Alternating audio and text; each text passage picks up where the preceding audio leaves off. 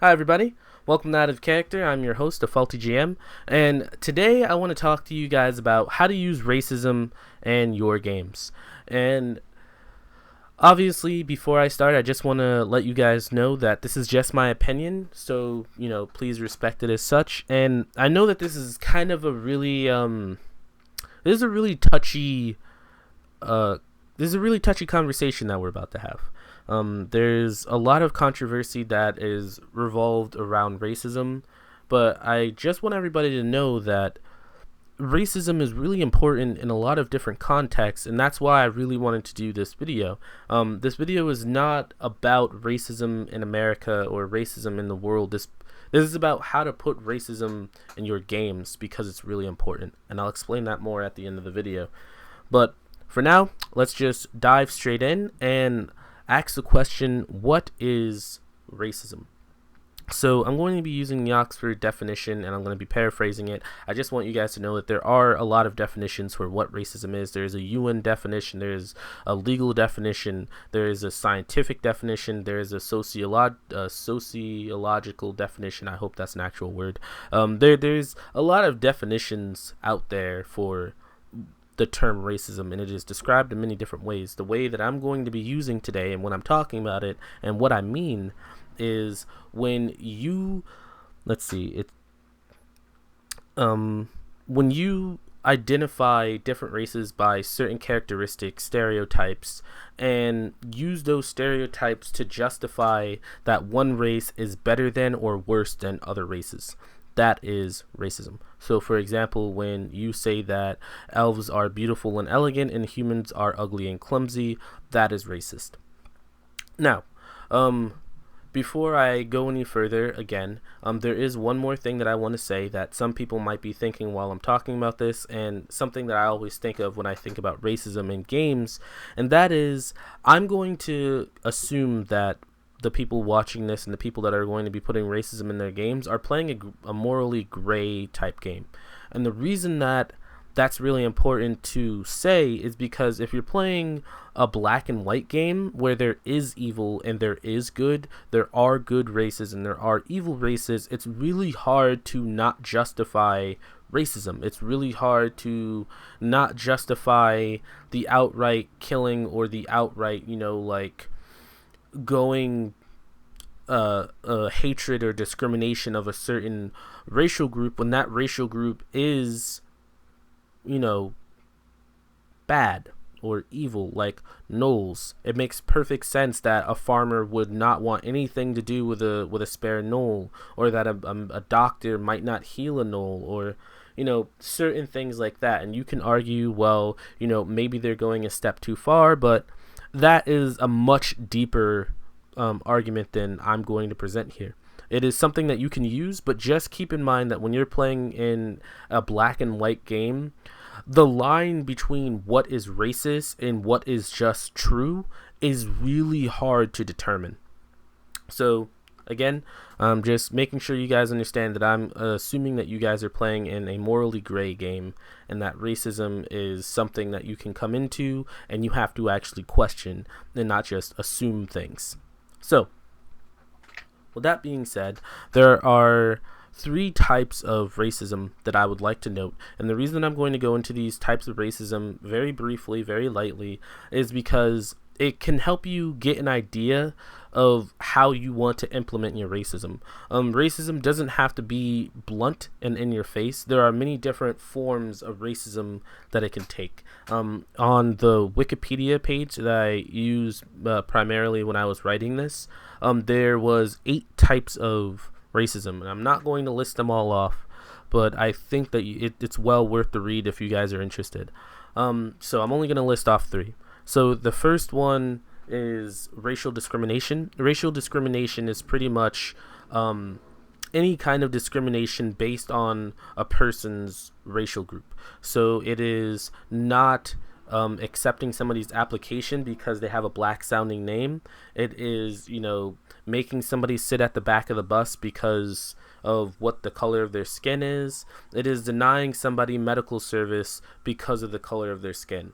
That is racial discrimination. And racial discrimination, it's very important to remember, happens on a social level and on a personal level.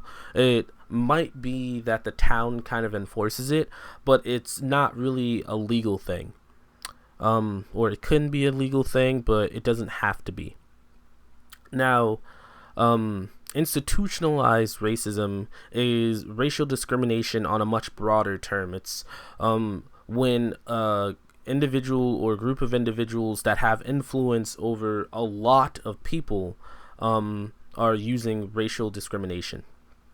And what that means is that people of a certain race don't have access to the same goods, services, or basic opportunities as another group. So, for example, as just kind of like a chain reaction, minorities don't have access to the same schools. They don't have access to the same health and doctors and hospitals. They don't have access to the same health insurance. They don't have access to the same job opportunities. Because they don't have good education, they can't get better job opportunities. Because they don't have good job opportunities, they can't afford to go and get a better education. Because they still don't have enough income, they can't really afford to live where they are trying to live, so they have to resort to crime. Because they resort to crime, they get arrested. Because they get arrested, they still can't get a better job, and because they go back to crime, it just increases the stereotype that they are criminals. So that is kind of the web that institutionalized racism kind of creates. It is a system that keeps one particular racial group down. Now, the last one is modern racism. And what modern racism is when an individual internalizes racial acts, but outwardly projects that they're against it. So it's, the employer that sees a guy with a white sounding name and a guy with a black sounding name who have the exact same application, but chooses the white guy because he's white, or doesn't choose the black guy because that guy's black.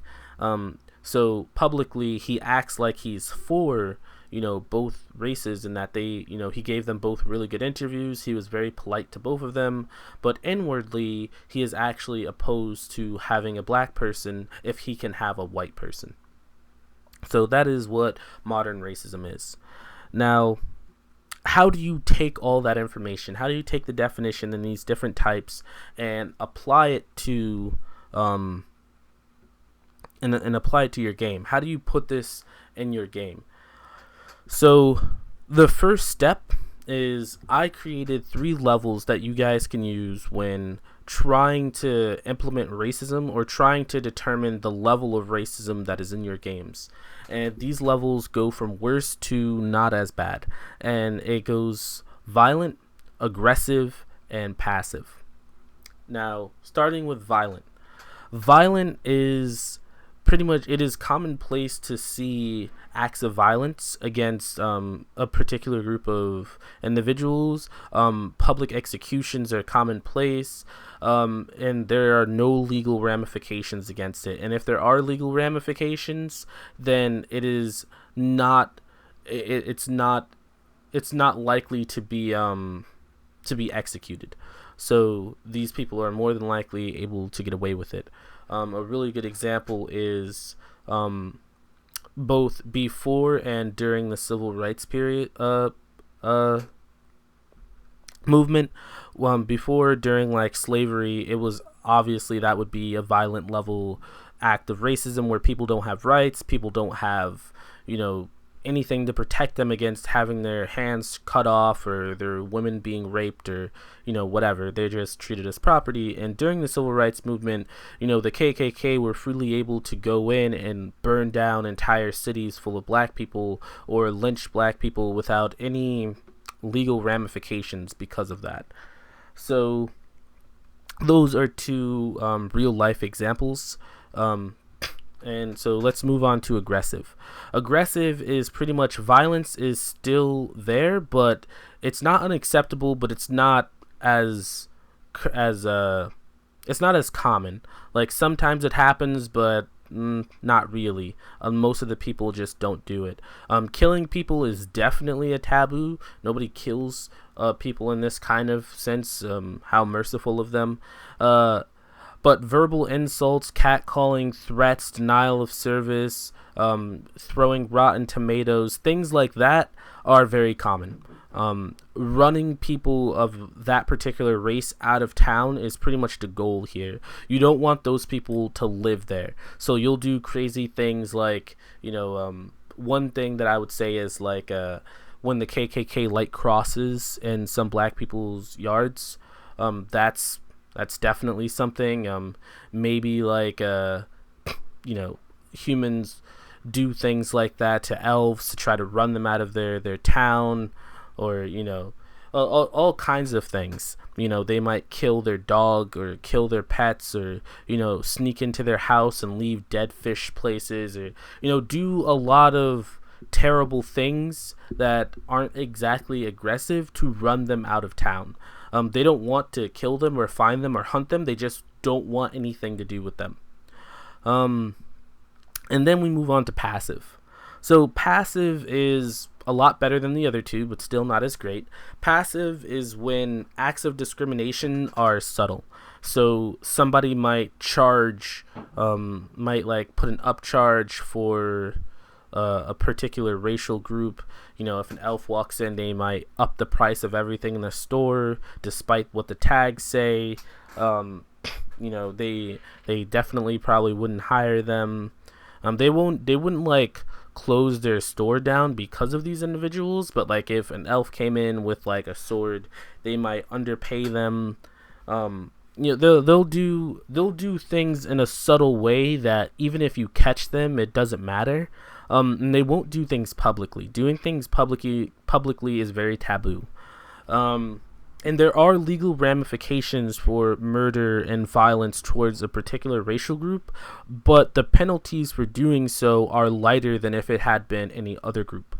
So if a human was caught beating an elf or, killing an elf, he might only get like a few days in like, the jail or whatever, and then he'll be let free, where, obviously he probably should have been put to death or something like that. So that is pretty much passive. Whenever I go through these levels, I like to ask myself 3 kind of different questions. Is there any historical reason or just a general reason for the racism? Meaning, is there a reason that these people are so violent towards them? Is it because they are slaves? Is it because, they, maybe they themselves were slaves, and because of the historical, these people were slaves and overturned it, that's why they're so violent towards the people that have enslaved them? They come up with a reason why. Give context to the racism. Don't just make it, racism because racism. There's always a reason behind racism. No matter how stupid it is, there's always some kind of reasoning. The next question I ask is this legal or is it not legal? And this is a very basic yes or no question. Are there actual ramifications for being racist, or are there not? And if you say yes, there are. Like, you could say this is a violent level of discrimination, and it's not legal to do that there. There is actual laws put in place to protect people. However, the community doesn't care, and they act against the law anyway. And in some cases, maybe the law is corrupt, and they say that they're working in favor of the tieflings, but in actuality, they're not doing anything to stop the tieflings from being lynched or from being set on fire or whatever else happens to them. And the last question I ask is, who are the minorities and who are the majorities? So, for example, if you have a violent community against tieflings, but, humans hate tieflings and they are a violent level against them, but dwarves are the majority and both tieflings and humans are the minority, then, in the human community, they might be very violent, because they control that particular section of the city. However, everywhere else, humans might be very passive. It might be a passive level of hatred for the tieflings, and dwarves might not have anything against tieflings in general. So, just by playing with who are the majorities and who are the minorities, you can easily kind of dictate the level of aggression or the level of discrimination or racism that is in that particular place or your campaign in general. So those are all kind of things to think about. And of course, I have a few examples to give you guys. So the first example is with the violent one. So the violent example is that the PCs travel along a road leading to the next town for supplies. As they draw closer, they come into contact with several skeletons with horns protruding from their skulls, hung around the throat from trees above. As they get closer, they see a crowd of people gathered around 4 tieflings who have been stripped naked and are kind of flailing as they've already been hung. And before the PCs can act, all the bodies go limp as they all die. When the PCs asks one woman who has 3 children watching this hanging what these individuals did to deserve this, the woman simply turns around and just says, "What did they do? They were born. They are abominations, and the only way to cleanse their soul is to do this." And yeah, that is my example. That is a violent level society that are completely against tieflings. Their reasoning is because they think tieflings, the only way to purify the tiefling souls and to save them is to kill them, is to murder them. So that is pretty much what happened during the Salem witch trials. Obviously, the Salem witch trials wasn't really a racial thing, but you could totally turn it into a racial thing if they only thought like black people were races, or Indians were witches, or whatever. If elves are only thought of to be witches, or tieflings are only thought of to be witches, then yeah, there you go. It's a racist thing now. So, on to aggressive. The PCs are worn and beaten after their last encounter with a group of cultists. They are all infected with a local poison and travel to the next village in hopes of finding a cure. When they get there, they instantly realize a problem. The village is actually all wood elves, and the party has a drow within them. And the villagers, they're greeted by armed guards and a cluster of villagers who are shouting angry things at the drow in Elven.